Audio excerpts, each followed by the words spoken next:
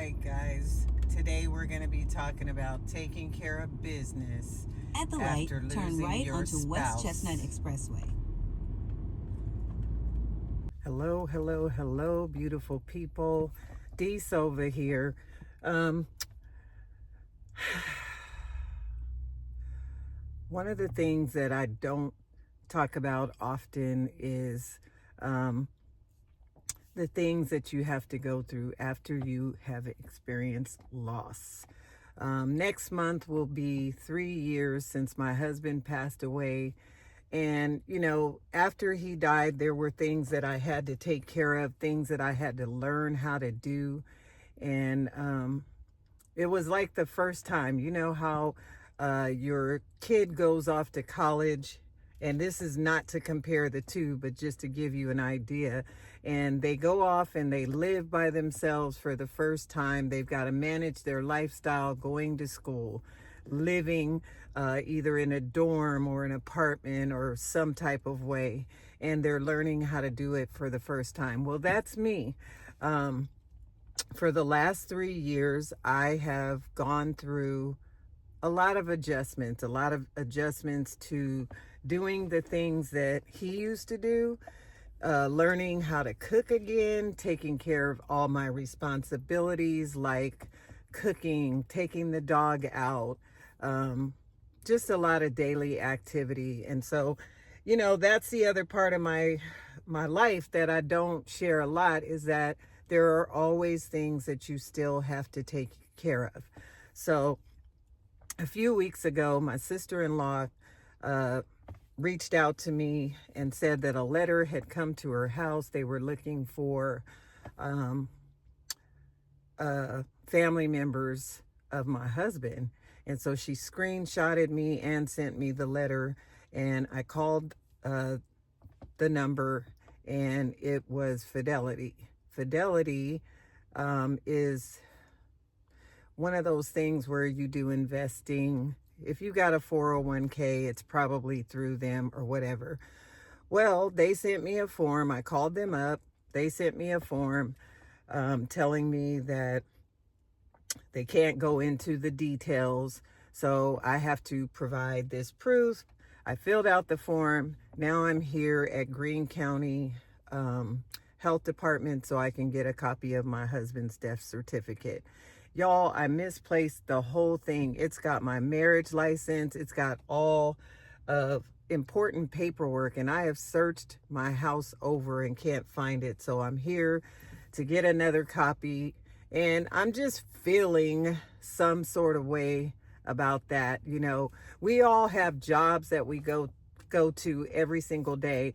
And, I've been sharing my life as a CDL instructor for Prime Inc. And this is the other side. This is the personal stuff. This is the things that hurt my heart. And they hurt my heart because it is a constant reminder that he's not here, number one. And I'm okay. It's just that when you have to do these things, and then I got the anniversary of his death coming up next month on the 11th, and it is just hard. So I'm here, and I'm going to go get the things that I need, which is a copy of his birth certificate. Hopefully this is as flawless as the person told me on the phone. Otherwise, being a widow, everything becomes a setback when it becomes difficult. So I'm hoping when I go in here, it's going to be okay, and I can get what I need, mail that off through the post office, and pray that everything is good. But yeah, I want to talk to those of you who maybe you're a truck driver and you are experiencing the loss of a spouse.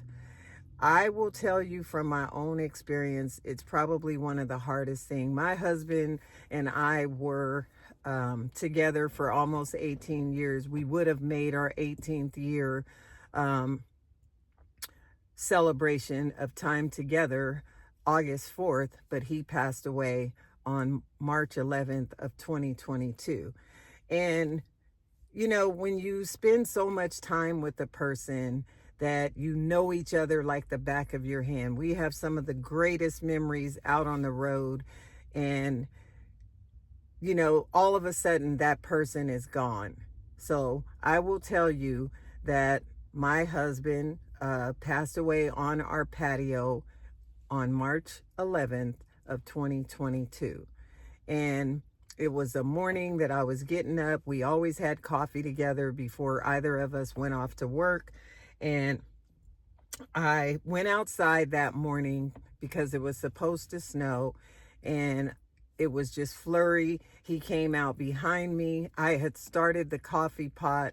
And so I told him, I'm going to go in and get your coffee. But he asked me, how cold is it? And I said, it's 23, feels like 14. It was cold.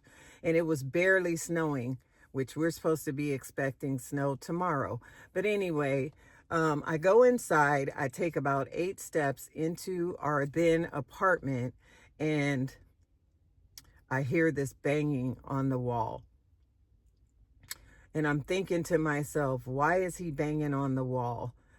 I just told him I was getting the coffee, so something told me to turn around. I turned around, opened the curtain, and there was my husband laying on the patio. At that time, my mom was still alive. She was in the room.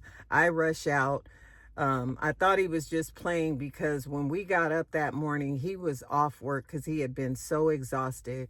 And I think he wanted me to stay home with him, but he didn't say that. And so I kind of kicked his foot because I heard this snoring, growling sound coming out of him. I thought he was just playing. And so I kicked his foot and I said, quit playing. If you want me to stay home, I'll stay home with you. No response. So then I realized something is wrong because he's not moving, but I'm hearing this growling sound. And so I go to lift him up, and I reached to open his eye, and his eyes were looking straight at me. When a person faints or something, their eyes kind of roll back in their head. His eyes were looking straight at me, y'all. And I'm telling you, that was the moment that I knew he was gone. And so what I wanted to say to those of you who are experiencing either recent grief, or you're in your first year, your second year, whatever it is going to get better later. You never will forget that person. I promise you. Memories will come, especially if you're on social media and you've shared your life, which me and him did. If you'll scroll down to previous videos, I did a lot of videos and my husband was there. Also on Facebook memories brings me memories all the time. And so it is going to be an adjustment, and you're going to be out there on the open road, and your mind is going to be wandering about the person. There might be a little fear on whether you think you can get through this, but I'm here as a living witness to tell you that you will get through it. It is very lonely for me, particularly because I don't live in our home state. We moved to Missouri from California back in 2019 because of a bill called AB 5 that went against independent contractors. And California was giving you 2 choices at that time, to either stay and become a company driver, or you'd have to leave the state. And there was one other stipulation I don't remember, but we decided to leave because the whole 7 years that we were out on the road, we were looking for where we could possibly live outside of California. And it only made sense to go to Missouri because I was always coming back for meetings and stuff. So we moved here, settled in. But after he died, it was me and my mom for the next year. And then 3 months after he died, she found out she had stage 4 breast cancer. And then I had a whole year of just a lot of battling what she was going through and helping her through that process until she passed away a year ago in August of 2023. So the year after my husband died, my mom died. And, you know, I'm here in this town by myself, and one of the biggest hurdles I had to get over, and you may be facing that same thing, was being alone, not having any family members around me, and wanting to, you know, be with my family, but realizing that I've established a life here and just trying to learn how to push through all the things that I'm afraid of and just trusting the process. It is going to be a journey. And here's how I got through it. I made a decision that I'm going to trust God. I didn't want to make any hasty decisions, moving. I had so much support from my coworkers. Oh my God, I can't even tell you how good Prime Inc. was to me. But, you know, and that played a huge part in my choice to stay, but also because I didn't want to make an emotional decision to leave, because I felt like if I made that decision, I would regret it later. By the end of the year that he passed away, I had found a house. So I'm now a homeowner in Springfield, Missouri.